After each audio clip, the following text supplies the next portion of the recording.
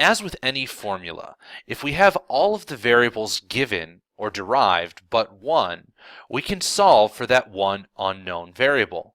This helps us to predict and observe motion based on the amounts and forms of energy present at different points in a system of energy.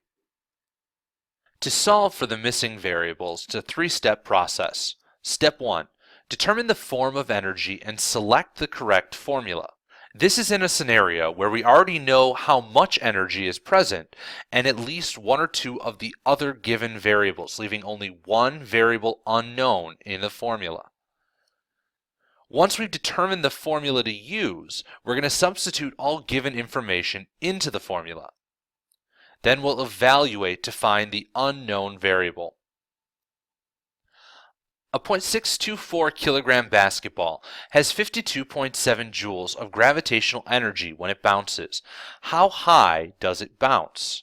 We begin by determining the form of energy and selecting the correct formula. We can do this by analyzing the scenario and looking at our main formulas, or if we have energy equation derivations, we can choose a derived formula. If you do not have equation derivations, you'll have to treat these like multi-step or two-step equations and solve for the variable.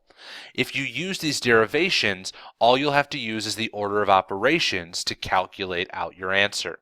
Regardless, I start with the type of energy, the form of energy I'm dealing with. A basketball has 52.7 joules of gravitational energy, so I know that I'm dealing with gravitational potential energy.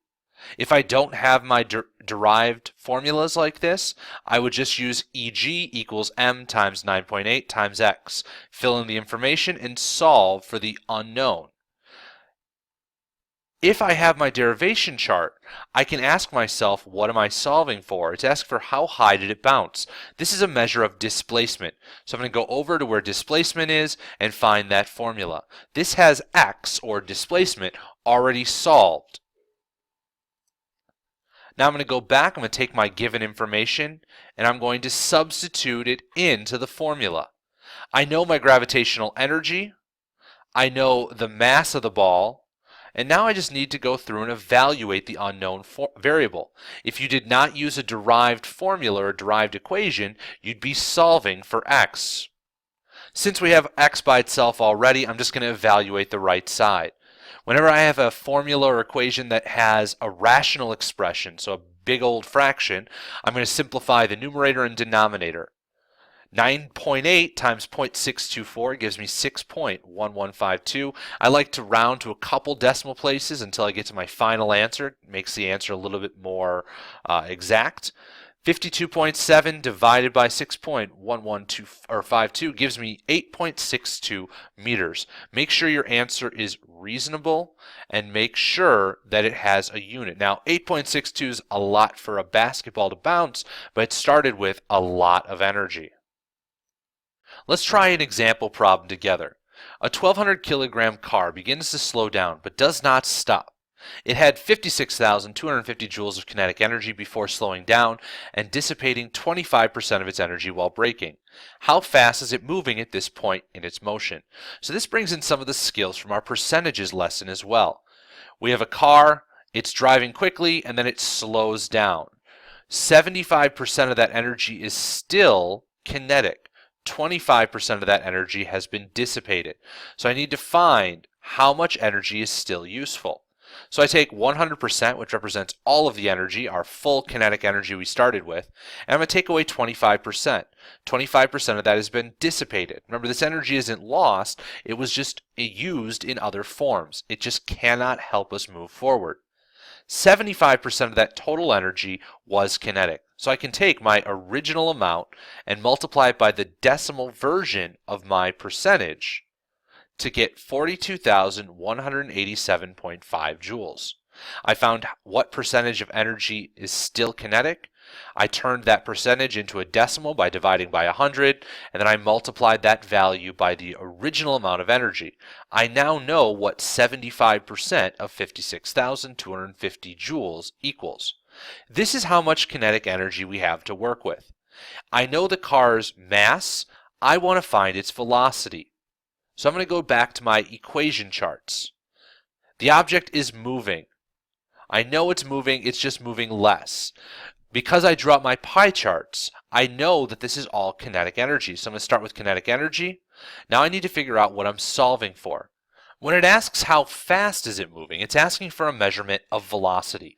So I'm going to find where velocity is by itself.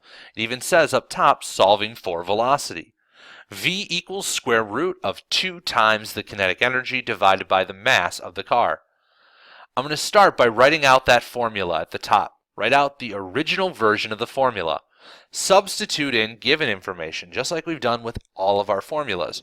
I'm going to replace kinetic energy with parentheses. I'm going to replace mass with parentheses, so I know to put in my new kinetic energy and my original mass. Once I've got that done, since I'm using derived formulas, I just need to evaluate. If you did not use a derived formula, you would have to use multi-step equation tactics to solve for the velocity within the formula. So here I'm going to simplify my numerator, because anytime I have a rational expression, I simplify the top, simplify the bottom. It makes calculating a lot easier. That way I can just do 84,075 divided by 1200 to get 70.313.